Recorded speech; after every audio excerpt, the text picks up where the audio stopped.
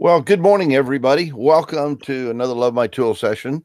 And we got Tony Fortunato today as our host and our geek master, I call him. But we got a great group of people with us today from a really great company called Ekahau, but not well known. And so we were delighted to get some of their top, as they call themselves, geeks together and introduce them to the U.S. market and also talk about some of the technology, because we know Wi-Fi is becoming part of our everyday existence. So, Tony, take it away. Thanks, Tim. So today we got Ekahau, which I admit I ran into a few times over the few years. So it's kind of nice to finally meet the gentleman and talk more about the product. And Ekahau is actually headquartered in Virginia, and much of the R&D is done in Helsinki. So it's a privately owned company too, which I found quite interesting. And they will be at an upcoming event. So 2018 Cisco Geek Fest, we have the link on the Love My Tool page. Or if you just go to the Cisco Geek Fest page, you'll see that as well. It's May 8th through 10th. And we have Jerry Olla, and I'm going to butcher this, but I'm going to apologize ahead of time. Jussi Kiviniemi. Let's see if I got that right. So we got both of them there. They're going to be running through a little bit of the product. One thing I like about the website, they do have some pretty cool infographics if you want to go check them out. They're not just pretty. There's actually some information and some meat behind it, which I'm always a big fan of. And that's about it. So I'm going to kick it off. I'm going to start with, I guess, Jussi, you can start, kick it off and take it from there. All right. Thank you so much, Tony. Thank you so much, Tim. Nice to, finally get into your show and talk about our stuff to your audience. And congratulations on making, a very, very famous and well-known website and the whole community around it. So very well done.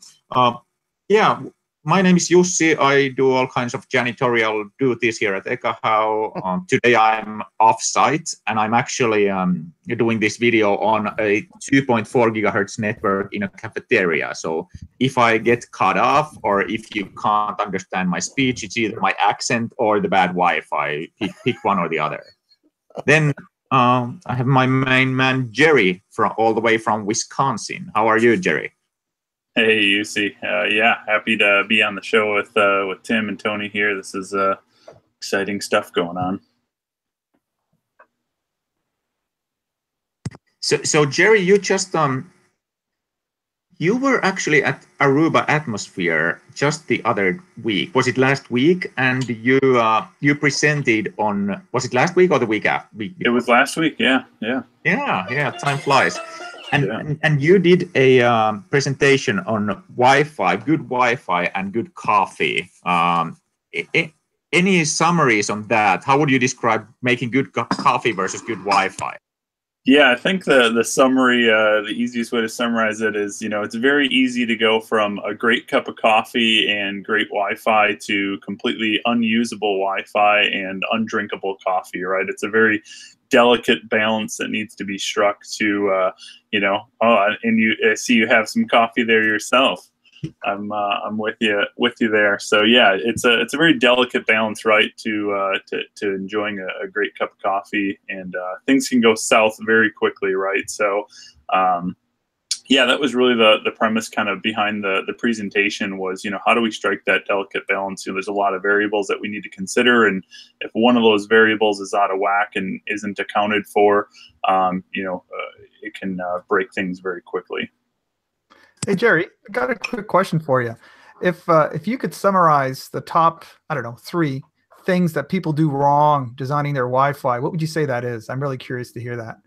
Yeah, that's a good point. So we actually we broke it down into 5 steps was kind of the thing, but I would say starting with the first 3 are kind of the most critical, which is really defining the requirements at first. So defining the requirements, and then we broke that down into 3 kind of subcategories. One is who are the clients that are going to be connecting to the Wi-Fi's, and what are the devices? Nowadays, pretty common, it's going to be mobile devices, right? Or usually our least capable, most critical device that's going to be accessing the Wi-Fi. Smallest radio, smallest antenna, I should say, least capable radio. is typically going to be those mobile devices, but they're also the most critical. So defining that up front, understanding those devices, those capabilities, and then moving on to, once we've defined all the requirements as far as where we need Wi-Fi, what level of kind of what grade of Wi-Fi you could say, things like voice over Wi-Fi, and what are those client devices, right? So being able to factor those in, and then getting into the the design piece of it once you've created all those requirements. So those are kind of the first stages, right, and that are often overlooked. Most people just kind of skip right to the plugging in the, ordering the equipment, plugging it in, turning it on, and then kind of dealing with the aftermath at that point, which can get very costly, and you spend a lot of time running in circles trying to troubleshoot issues, put out fires, playing the old fireman approach.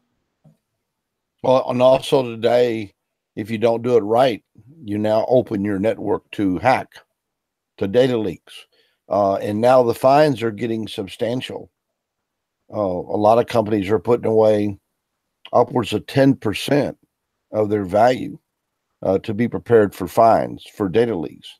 And data leaks, the hackers don't care how they get it, and Wi-Fi is very vulnerable and very misused in a corporate sense, in my opinion. Yeah, that's a good point too, is, from a security aspect, if you don't plan things accordingly for the right transmit powers and, that piece of it, you could obviously be blasting signal all over the place, right, across the street and things like that. So, that's all part of the planning process as well, as not only, where do we need Wi-Fi, but potentially where do we not want Wi-Fi, or where do we not want that signal to go? So, that's all part of the planning process as well. Do you, percentage-wise, how many corporate Wi-Fis are actually planned? Just corporate Wi-Fi? What do you think, UC? Do we have any kind of numbers on that of how often corporate Wi-Fi is planned versus not planned? Good question. I think our view is a bit biased, because we usually deal with the educated customer, because they have found us. They have found out about proper Wi-Fi design. But I would say, how often do you run into bad quality Wi-Fi networks? A lot of the time, most of the time, right? So maybe today it might be like 80% not designed, working badly under heavy load, 20% working either somewhat decently or very, very well if they're well designed. But that's a great question. And I don't think anyone has that kind of data yet. But for example, TripAdvisor has started collecting, as one of their satisfaction metrics for the hotels, they have started collecting information on how the Wi-Fi works. Also, there's this hotel Wi-Fi speed test or something like that.com that allows like crowdsourced testing of hotel Wi-Fi quality. But I would say, for example, airports, 9 out of 10 airports you walk into, the Wi-Fi is pretty bad, right? Yeah, I agree. I would say to that. I come at it from a different angle, because I'm always thrown into trying to fix things. And I find planning means so many different things for so many different people. And sometimes planning is, let's just buy the right amount of stuff and plug it in and make sure the lights go green, and can I surf the internet and walk away? And I think education is a big part of it, because if you don't know what the issues are, interference, all that kind of stuff, you can say, hey, look at all these access points and it's still really slow. What's going on? So I don't. The whole planning thing, I think, is so subjective depending on the customer, the location. A factory is different than an office in the middle of nowhere, that sort of thing. But at the end of the day, if you don't have the tools to figure out what's there either before or after the fact, then you're kind of behind the 8 ball, right? Exactly. And just what you said, like different verticals, it's just different shades of bad Wi-Fi that you run into, and planning and design and all these things mean different things. Like for Tim, it's usually like security first. And when we talk about, we are biased because we talk about RF planning first, kind of a thing. So for us, it's usually, there's too many access points. There's not enough access points. The access points are on the wrong channel or misconfigured, or too many SSID, stuff like that. But it might as well be an unsecure network that's poorly planned. The planning can go south in so many ways. But the end result, or like, I don't know if you can see my screen. Yes, we see we it. see your screen. I guess whether it's security or RF planning or you know, fixed network, whatever the domain may be, the dilemma is kind of this: that when you are sold, when you know, somebody sells you the Wi-Fi network, the story is you just put the access points up, you put the radios up, and then you run it. This is the promise, right? But then the reality gets a bit different. If you just deploy them, you know, the access points without proper planning of whether it's RF planning, VLANs, security, whatnot, you run into this chaotic scenario. And our toughest job is not kind of looking at where our competitors, for example, in this space are going. It's educating the public to do something like what you see here on the screen. So if instead of just deploying the network, you took some time to plan and validate the network prior to the actual deployment, then you know, you will run into a much smoother troubleshooting maintenance of the network. That's kind of what, I guess, the elevator pitch of what we do is something like this. So there's all kinds of bad Wi-Fi, and we try to help people to make it good. Does that make sense? Yep. And I like how you're giving us a live demonstration for those listening about improperly designed Wi-Fi and choppy audio and video. As you started doing your screen sharing, we can see how we're really showing the improper Wi-Fi implementation that you're on currently at the. You couldn't have planned it any better, huh? No, we call that an ad hoc network. They plugged it in and it seemed to work. So they get paid for coffee, not for a network, right? So this the network UC is on currently was clearly not built for video conferencing and screen sharing over the Wi-Fi. You know what? Should we take a look at the network? Sure. I'm on. Why not? Let's throw the cafeteria under the bus right here, right now. So let me share my screen in here on Hangouts. I wanted to say one thing. When people start talking about RF, that's when we see a lot of people go, you know, the eyes go blank and they're like, what is RF? So when you move in the physical layer, and I don't think people even understand the physical layers of Wi-Fi, much less the RF part. Went into one company and I found 147 access points, all of them on channel 6. And they wanted to know why they didn't have good connectivity and good signal strength and yada, yada, because they associate signal strength solely for the capability of the network. And it's so much more because RF is not, I haven't walked into a data shop where they had a spectrum analyzer yet. So, and speaking of that, yep, here is a spectrum analyzer. So what I've actually done is I'm using our Wi-Fi measurement device, which includes a high fidelity spectrum analyzer plus a couple of enterprise Wi-Fi radios and a battery and all that kind of stuff. And I connected that to my laptop/tablet.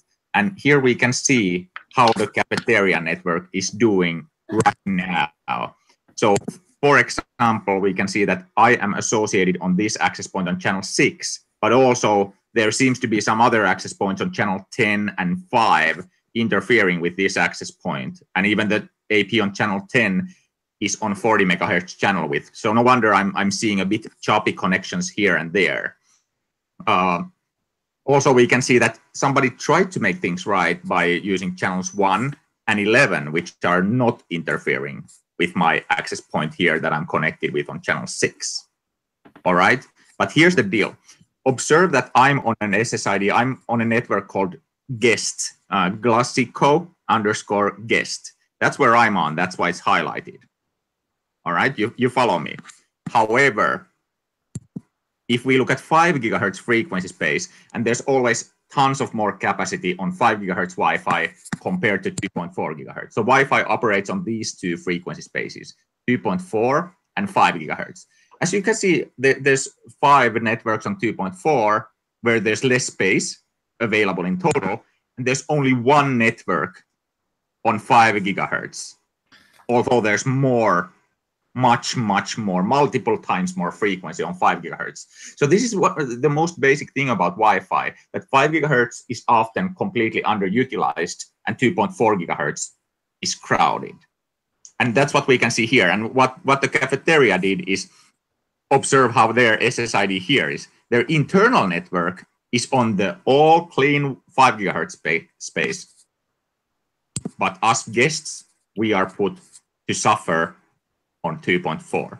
You know, and that's not a bad idea, though. They may have their point of sale system on that 5 gigahertz band because you want to separate your point of sale system, hopefully, from your Wi-Fi system. Exactly. And I mean, let's face it, most of the time, you're not having a video conferencing webinar for thousands of people in a cafeteria. It's not that critical usually what the guests are doing. They're doing emails and web browsing and stuff like that. And for that, this 2.4 gigahertz network is probably just fine. Well, you know what I tell people? You see, I tell them it's all FM, and that's all freaking magic.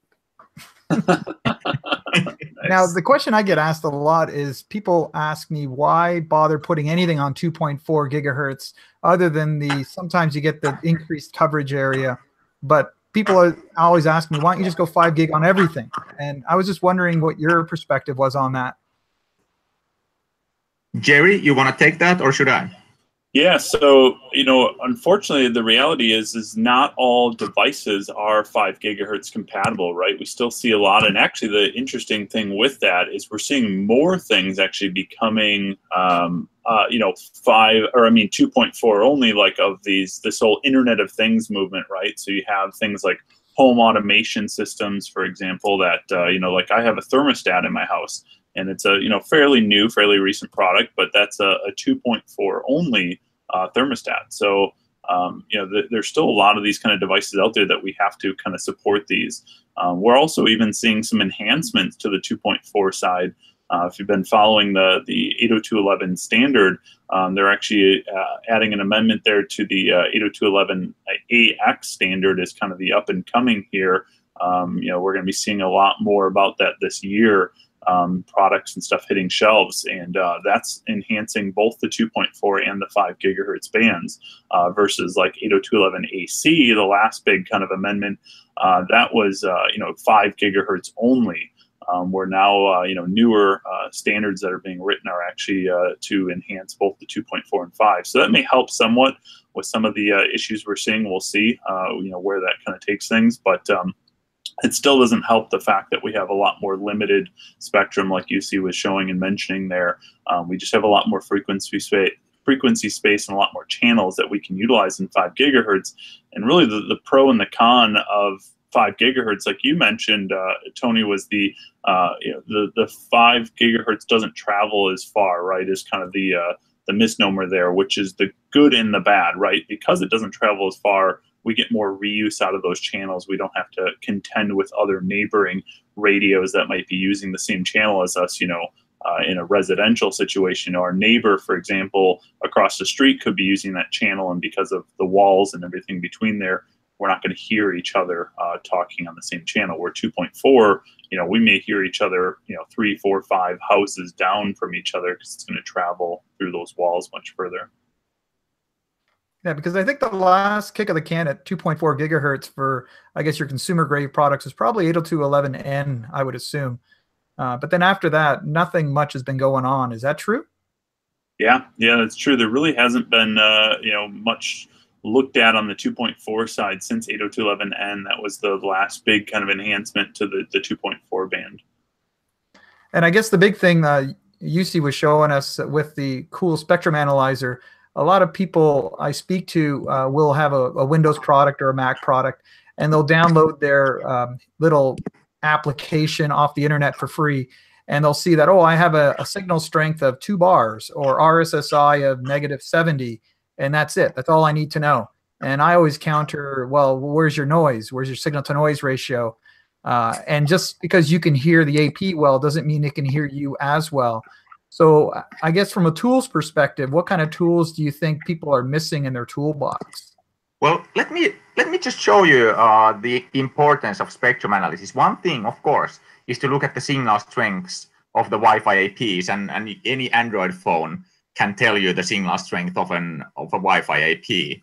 But what I have here, actually, let me stop sharing for a bit. What I have here, I hope you can see that, is a small wireless video camera. Now, this guy here talks on wireless frequencies, but it doesn't understand Wi-Fi. And if you put 2 Wi-Fi routers on the same channel, it's still okay in a way that they will understand and back off when the other guy is talking. But this video camera, it doesn't understand any Wi-Fi. It doesn't respect any Wi-Fi. So let's look at the spectrum and turn this guy off. Let's look at the spectrum and see if we can disconnect my call. And if I do, Jerry will continue from here. And you'll have a cup of coffee. Can you guys see my screen? Yes. Yes. Yes. So here's the situation before the camera on. I'm turning on the camera now. Can you see that? Yep. Yep. You can still hear me, right? So far, so good. Let me switch this to a bit different frequency, the camera. I'm just pulling the knob here from channel, what they say, 1 to let's say. Bye. Yep. There it went. I think you can sell that as a Wi-Fi jammer. Yeah, That video. Yeah, there you go. Video transmitters and Wi-Fi do not tend to get along very nicely. Hey, well, you know, that's another reason you want to try to look at your spectrum before you start deploying stuff, because you do have harmonics, you do have parasitics, and frequencies do crawl all over each other, even if they're not just on channel 6. A transmitter on channel 8, okay, that's in a bad place, that has a high gain antenna, it can cause so much radiation distortion, it can mess with your channel 6 or your channel 1 or channel 2, whatever. And I guess, Jerry, just on that same kind of note, what is your perspective on the obvious auto magic settings that people tend to leave their products on all the time for whatever reason? Yeah, good question. Actually, you still have this pulled up here real quick before I answer that. I was going to show on the time scale at the bottom of your screen, where it actually shows the packet loss and everything on the active survey part of it. That's what cool. those red blips. So it actually is tracking all of that using that device of the interference as well as the lost packets in the process. Exactly. And here you turn off your transmitter. Here you can see how the spectrum analyzer picked it up. We changed the channel on the video camera to jam the Wi-Fi signal. And then when we switched the video camera back to a free frequency, in the end, we got reassociated to the network and the connection restored. But Tony, to your question about the default configurations, yeah, I mean, the out-of-box configurations of devices is interesting. So even like what Jussi was showing before on the 5 gigahertz band, we saw that AP operating at 80 megahertz channels, 80 megahertz wide. That's 4 channels being bonded together. That's a very common default configuration, out-of-box configuration for access points. They, take up as much spectrum as they possibly can. They're not really out of the box aware of, what does the health of the spectrum look like from a congestion standpoint and how many channels are available. So they're going to kind of just, take up as much as they can, use as many lanes as they can, if you will, using kind of the road analogy, without really being aware of, what the traffic is like and what's available. And that can really make a mess of things quickly, especially in a corporate or enterprise environment where you have a lot of APs that you're deploying and they're all going to be able to hear each other and need to share that spectrum. So that's a very common kind of out-of-the-box default configuration issue that we see in the industry, as these APs that are just using using wide channels, 40, 80 megahertz wide channels. Then data rates, right, is another common thing. So all the low data rates are enabled by default, which is great for compatibility, but not so great always for optimal performance. So things like being able to turn off some of those data rates. That's what UC is actually showing there on his screen right now, is that a lot of these lower data rates are really all the low data rates are enabled. None of these have been pruned, if you will, of turning off some of those lower data rates, making everybody talk at a faster speed and having that management traffic go out at a faster speed and chew up less of that airtime. Yeah, you brought up another point, management traffic. Wi-Fi is chatty, based upon just the basic interface before you start loading it up with data. And I want to know, UC, are you using the Sidekick now to connect it to your computer or what? Oh, UC, I think you might be muted. Okay. Jerry, you tell us. All right, I'm back. So yeah, sorry about that. I am indeed using the Sidekick device, and for those of you that don't know what the Sidekick is basically we sell two main products here at Ekahau. We sell the site survey and planner software, which is both an off-site Wi-Fi design tool, simulation tool, as well as an on-site troubleshooting tool that connects to our Sidekick hardware. And the hardware is pretty new. It was announced just a few months ago, and it's a pretty interesting piece of work. Whereas with the software, you can, you obviously connect the hardware to the software when you go out in the field and perform site surveys or do some kind of remediation analysis, stuff like that. And the Sidekick is pretty much a Wi-Fi powerhouse. It has a couple of Wi-Fi radios, super fast spectrum analyzer, as well as a battery. So that we're not. You're breaking up real bad. Can you drop the screen share and talk to us? I think that'd be better. Or maybe I'll just stop hitting my keyboard. How's that? Can you hear me now? Yeah, it's still pretty choppy. All right, stopping share. How's that? There we go. Yeah, I think that's a little better now. Right. Better. Excellent. Let me turn off the video and then I'll screen share. How's that? It always turns into a troubleshooting exercise, doesn't it? Yeah. turn off your video transmitter, maybe. Well, Jerry, you can talk about it now. I know you've got the Sidekick, and you've got a spectrum analyzing device. You've got the site survey and the heat mapper. What's the difference between a heat mapper and a site survey and planner? Yeah, that was my question.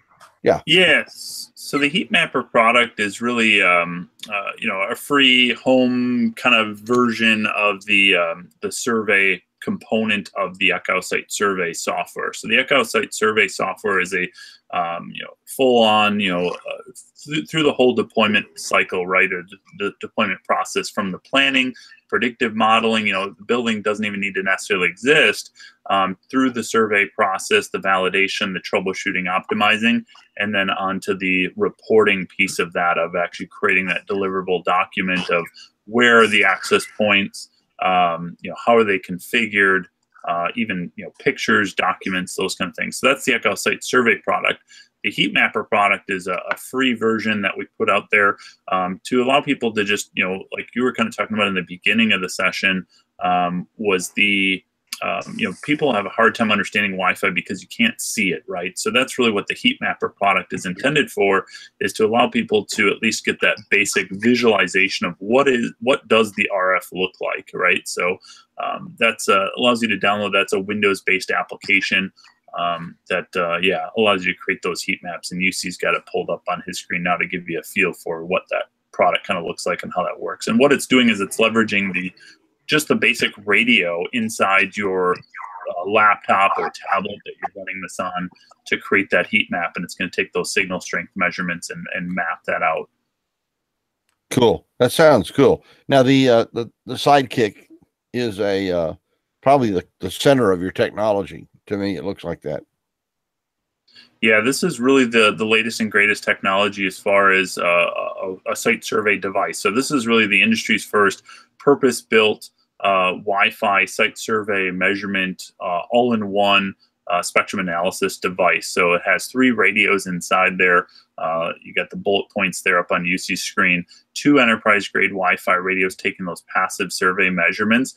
Why 2 radios? Well, partially multiple reasons, but one, we looked at the 2.4 band, the 5 gigahertz band. So that means we can simultaneously be collecting measurements and taking those measurements on both bands. So in an enterprise environment, that's going to be really critical for, just the efficiency of the survey process. If you got to cover a lot of ground and multiple floors of a building, speeds up that data collection process. Another reason behind that, though, is that we have a lot of channels, a lot of frequencies to cover in general. So yeah, it just increases the accuracy and the reliability of being able to take those measurements. And there's a live kind of shot there of the Sidekick as well. But the third radio in there is really the centerpiece, I would say, of the Sidekick, is that high fidelity spectrum analyzer that UC was demonstrating, and how quickly you can identify things like a non-Wi-Fi source of energy, whether it be a microwave oven, Bluetooth, frequency hopping devices, high band or high power, narrow band frequency, fast frequency hopping. It'll capture all that kind of stuff during the survey process in a fraction of a second. It's actually doing 20 sweeps a second to do that. Yeah, and you are in the microwave band, so it can get very noisy. Yeah. Now microwaves can be devastating. Does your spectrum analyzer go a little bit over band and a little bit under band, so you can see if you got any overlying parasitics that are trying to set their own harmonic bandwidth or anything like that?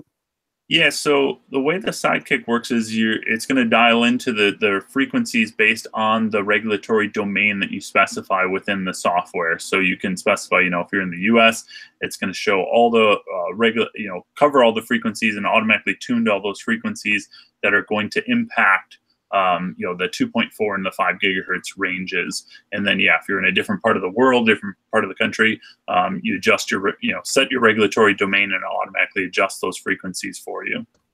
Yeah, because we're seeing rogue units out there now that are not, it's not channel 6, it's a special channel.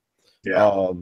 And it's a basic step towards uniqueness as opposed to encryption. And we're starting to see routers that actually, you buy the card, the NIC card, and not NIC card, you buy the USB card for your computer, and then that interfaces with a router that has some very unusual channels in it. Interesting. Like maybe a channel like in the middle of 2 channels kind of thing, or right. Okay. Yeah. Yeah. And some of them are actually going out of band within half a gig. We're seeing them being able to push the high band out and the low band down and create their own channels. I guess for criminal activity, I see that, but I think some people are trying to figure out a way to get away from the standing parasitics and harmonics that you get by being in a building or just being around people that have deployed a bunch of routers. Yeah, the interesting thing with that is the Wi-Fi radios that are in the Sidekick, since they are truly Wi-Fi radios, that will be completely undetected by the Wi-Fi radios, right? Which is normally all we'd really have in most of those kind of situations, are using those Wi-Fi radios to do that scanning. The unique thing about the Sidekick is that it does have that dedicated spectrum analyzer, which is just looking at purely raw RF energy measurements, right? So yeah, exactly to your point of if you do have some type of technology or device, even if it is, Wi-Fi in kind of quotes here, but it's using a non-Wi-Fi channel, that would still get picked up by the spectrum analyzer and be able to see where the source of that energy is coming from as you're performing your survey to be able to locate it, even if you can't decode those frames potentially by the, using the Wi-Fi radios. Now, do you have a directional capability? So if I got a rogue Wi-Fi unit I want to find, and I can kind of point myself towards where that rogue unit's at and hurt the person that put it in. So the interesting thing with the Sidekick, UC actually, let me let you take that one. You're a little more known on the antenna properties of the Sidekick. Yeah, the Sidekick is omni, right? As omni as possible. Our methodology is you quickly walk around the site once, and then it will pinpoint you those locations where that energy is detected from. So you don't need to, or you can go also like live and kind of try to harvest it as you go. But how I would do it, probably if I knew there was something, one or several illegal devices in this area, I would probably just walk around the area once quickly and then look at the map view to kind of understand where are those sources of energy. Okay. So just use the map, the heat mapper or your survey to find that rogue unit. Exactly. I would use our survey application and Sidekick together to either plot them on the map or just like you described, kind of hunt it down manually. All right, folks. Well, it was a good show. We ran a little bit over, but it's all good. So I want to thank everybody. I think we got a lot of topics we can bring up in the next show. And I want to thank Jussi and Tim, and is Jerry still there? Jerry, just thank you guys all for sitting with us today, and we'll see you on the next show. Thank you so much. Thank you, my friend. Thank you so